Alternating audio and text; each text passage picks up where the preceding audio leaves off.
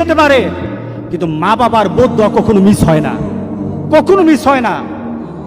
আর সন্তান মা বাবার জন্য যখন দোয়া করে, পৃথিবীর কোনো হুজুর, পৃথিবীর কোনো বুজুর্গ ব্যক্তির দোয়া কবুলের ব্যাপারে সন্দেহ থাকতে পারে, কিন্তু সন্তান যখন মা বাবার জন্য দোয়া করে, এই দোয়া আল্লাহ ফেলে দেয় না। সুবহানাল্লাহ। কারণ মা বাবার এই দোয়াটা শিখিয়ে দিয়েছেন স্বয়ং আল্লাহ সুবহানাহু ওয়া তাআলা, রব্বির হামহুমা কামা রব্বায়ানি সাগীরা।